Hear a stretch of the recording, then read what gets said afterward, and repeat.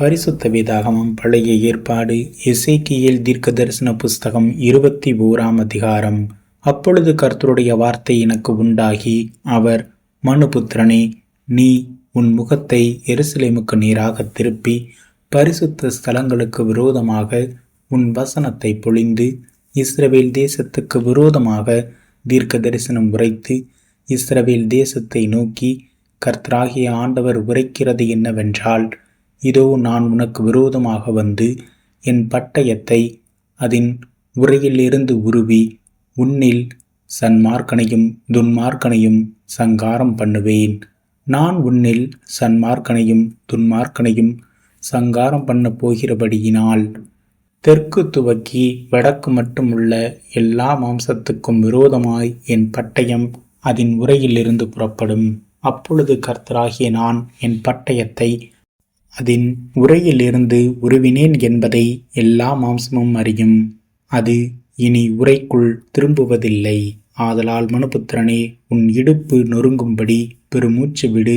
அவர்கள் கண்களுக்கு முன்பாக மனம் கசந்து பெருமூச்சு விடு. நீ எதின் நிமித்தம் பெருமூச்சு விடுகிறாய் என்று அவர்கள் உன்னிடத்தில் கேட்டால், நீ அவர்களை நோக்கி, துர்ச்செய்தி வருகிறதின் நிமித்தமே, அதனால் இருதயங்களெல்லாம் உருகி கைகளெல்லாம் தளர்ந்து மனமெல்லாம் தியங்கி முழங்கால்களெல்லாம் தண்ணீரைப் போல அலைய உண்ணும். இதோ அது வந்து சம்பவிக்கும் என்று கர்த்தராகிய ஆண்டவர் உரைக்கிறார் என்று சொல் என்றார். கர்த்தருடைய வார்த்தை எனக்கு உண்டாகி, அவர், மனுபுத்திரனே, நீ தீர்க்க தரிசனம் உரைத்து சொல்ல வேண்டியது என்னவென்றால், பட்டயம் கூர்மையாக்கப்பட்டது, பட்டயம் கூர்மையாக்கப்பட்டது, அது துலக்கப்பட்டும் இருக்கிறது. மகா சங்காரம் செய்வதற்கு அது கூர்மையாக்கப்பட்டு இருக்கிறது. மின்னத்தக்கதாய் அது துலக்கப்பட்டு இருக்கிறது. சந்தோஷப்படுவோமோ? அது என் குமாரனுடைய கோல். அது சகல விருட்சங்களையும் அலட்சியம் பண்ணும். அதை கையாடும்படி அதை துலக்க கொடுத்தார். கொல்லுகிறவன் கையிலே கொடுக்கும்படி அந்த பட்டயம் கூர்மையாக்கப்பட்டு இருக்கிறது. அது துலக்கப்பட்டதுமாயிருக்கிறது என்று கர்த்தர் உரைக்கிறார் என்று சொல். மனுபுத்திரனே, நீ ஓலமிட்டு அலறு. பட்டயம் என் ஜனத்தின் மேல் வரும். அது இஸ்ரவேல் பிரபுக்கள் எல்லார் மேலும் வரும். அது நிமித்தம் என் ஜனத்துக்குள்ளே திகில் உண்டாயிருக்கும். ஆகையால் உன் விழாவிலே அடித்துக்கொள். யாவையும் கண்டிக்கிற கோல் வந்தால் ஒழிய இனி சோதனையினால் தீருகிறதென்னவென்று கர்த்தராகிய ஆண்டவர் சொல்லுகிறார். ஆகையால் மனுபுத்திரனே, நீ தீர்க்க தரிசனம் சொல்லி கையோடு கை கொட்டு. பட்டயம் 3 தரம் இரட்டித்து வரும். அது கொலையுண்டவர்களின் பட்டயம். அது கொலையுண்ண போகிற பெரியவர்களின் உள்ளறைகளில் பிரவேசிக்கிற பட்டயம். அவர்களுடைய இருதயம் கரைந்து அவர்களுடைய இடையூறுகள் திரளாகும்படி பட்டயத்தின் கூர்மையை அவர்களுடைய எல்லா வாசல்களுக்கும் நேரிட கட்டளையிடுவேன். அது மின்னும்படியாக பதமிடப்பட்டது, வெட்டும்படியாக தீட்டி வைக்கப்பட்டது. ஏகபலமாய் வலதுபுறமாக வெட்டு, திரும்பி இடதுபுறமாகவும் வெட்டு, உன் முகம் திரும்புகிற திக்கெல்லாம் வெட்டு.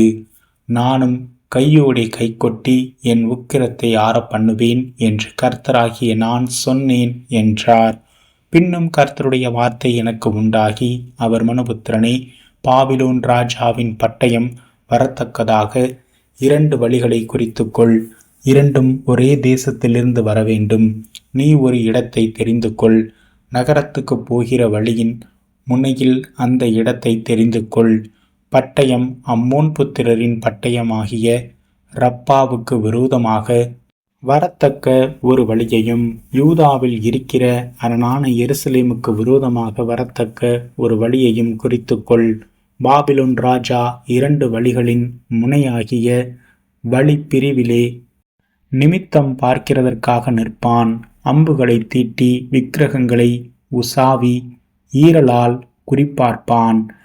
தலை வரை நியமிக்கிறதற்கும் சங்காரம் செய்யும்படி ஆர்ப்பரிக்கிறதற்கும் கெம்பீரமாய் சத்தமிடுகிறதற்கும் வாசல்களை முட்டும் எந்திரங்களை வைக்கிறதற்கும் மண்மேடு போடுகிறதற்கும் கொத்தளங்களை கட்டுகிறதற்கும் எருசலேமை குறித்து நிமித்தம் பார்க்குதல் அவனுடைய வலதுபுறத்திலே உண்டாயிருக்கும்.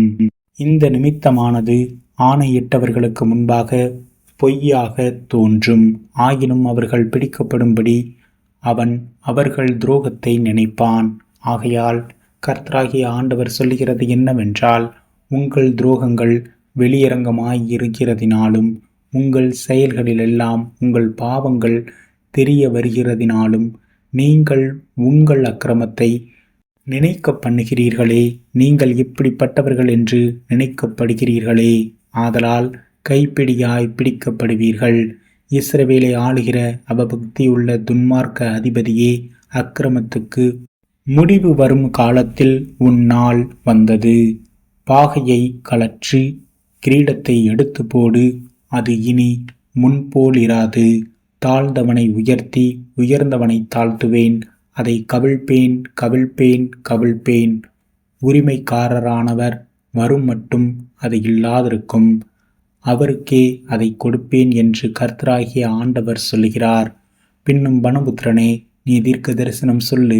அம்மோன் புத்திரரையும் அவர்கள் சொல்லும் நிந்தைகளையும் குறித்து கர்த்தராகிய ஆண்டவர் உரைக்கிறது என்னவென்றால், அக்கிரமத்துக்கு முடிவு வரும் காலத்தில் வந்த தங்களுடைய நாளுக்கு ஏதுவாகி கொலையுண்டு போனவர்களுடைய பிடரிகளோடே கூட என்னை துன்மார்க்கரின் கையினால் விழப்பண்ணும்படிக்கு உனக்கு அபத்தமானது தரிசிக்கப்படுகிற போதும் உனக்கு பொய் நிமித்தம் பார்க்கப்படுகிற போதும் பட்டயம் உருவப்பட்டது, பட்டயமே உருவப்பட்டது.